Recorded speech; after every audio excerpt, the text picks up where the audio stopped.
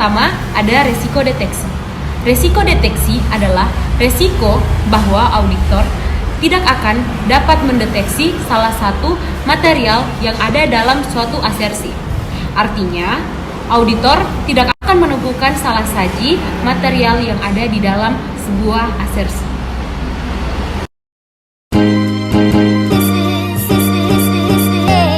Rencana risiko deteksi ini adalah dasar untuk menetapkan rencana tingkat pengujian substantif. Kemudian, untuk menentukan risiko deteksi ini menggunakan rumus risiko deteksi sama dengan risiko audit dibagi dengan risiko bawaan dikali dengan risiko pengendalian.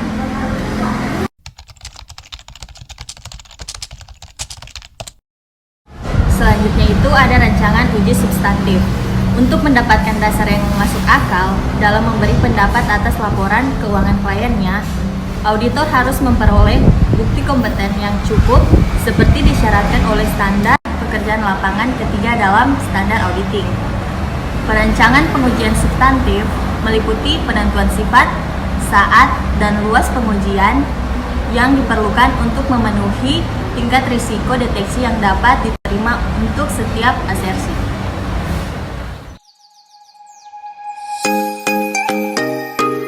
Oke, selanjutnya yaitu pengembangan program audit untuk uji substantif. Itu terbagi menjadi dua, yaitu program audit dan kerangka umum. Tujuan suatu laporan keuangan secara keseluruhan adalah untuk menyatakan bagaimana pendapat apakah laporan keuangan klien itu disajikan secara wajar dalam segala hal yang material, sesuai dengan prinsip akuntansi yang berlaku umum. Dalam merancang pengujian substantif, auditor harus menentukan bahwa pengujian yang tepat telah diidentifikasi untuk mencapai tujuan audit spesifik yang berkaitan dengan setiap asersi.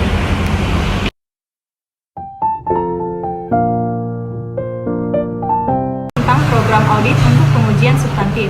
Program audit itu adalah daftar-daftar prosedur-prosedur audit yang harus dilakukan. Nah, sebagai tambahan daftar prosedur audit, setiap program audit itu harus memiliki kolom-kolom yang berfungsi untuk pertama itu suatu referensi, silang, kertas kerja lain yang berisi bukti yang harus diperoleh dari setiap prosedur. Nah, yang kedua itu paraf auditor yang melaksanakan masing-masing prosedur. Ketiga, tanggal pelaksanaan prosedur diselesaikan. Oke. Dampak praktik auditor itu kadang-kadang membuat rincian yang berbeda dalam hal-hal tertentu dalam program auditnya.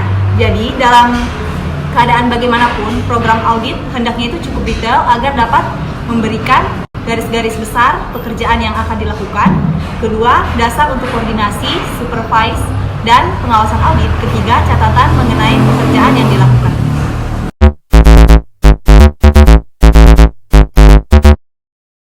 Yaitu kerangka umum untuk pengembangan program audit untuk pengujian substansi. Jadi yang pertama itu ada identifikasi asersi-asersi laporan keuangan yang harus dicakup oleh program audit. Yang kedua, kembangkan tujuan-tujuan audit spesifik untuk setiap kategori asersi. Yang ketiga, tentukan risiko bawaan dan risiko pengendalian. Dan tentukan pula tingkat risiko deteksi akhir untuk setiap asersi. Sejalan dengan tingkat risiko audit keseluruhan dan tingkat materialitas yang dapat diterima. Yang keempat, berdasarkan pengetahuan yang diperoleh dari prosedur-prosedur untuk mendapatkan pemahaman mengenai kebijakan dan prosedur pengendalian intern yang relevan. Bayangkan catatan akuntansi, dokumen pendukung, dan proses akuntansi, dan proses pelaporan keuangan yang berhubungan dengan asersi-asersi. Terus yang terakhir itu yang kelima, ada pertimbangan pilihan-pilihan yang berhubungan dengan perancangan pengujian substansi.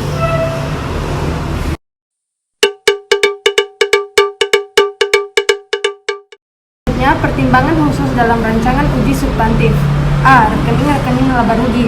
Secara tradisional, pengujian detail saldo rekening lebih difokuskan pada rekening-rekening laporan keuangan yang disajikan dalam neraca atau rekening real dibandingkan dengan rekening-rekening laba rugi atau rekening nominal. Pendekatan ini efisien dan logis karena setiap rekening laba rugi pasti akan terkait dengan satu atau lebih rekening neraca. 1. Prosedur analisis untuk rekening-rekening laba rugi.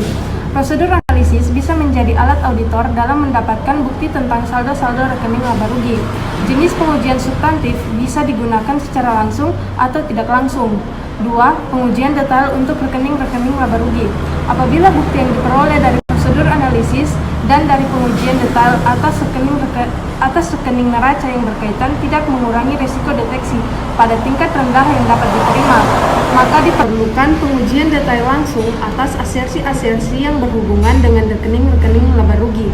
Hal ini terjadi apabila 1. Risiko bawaan tinggi, 2. Risiko pengendalian tinggi, 3. Prosedur analisis menunjukkan adanya hubungan tidak biasa dan fluktuasi tak diharapkan, 4. Rekening memerlukan analisis.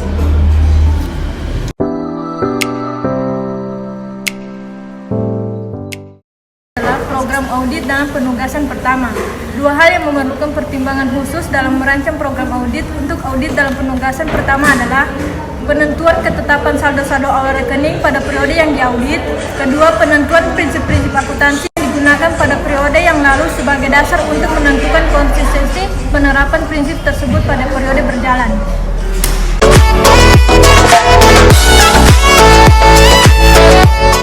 Selanjutnya, program audit dalam penugasan ulangan.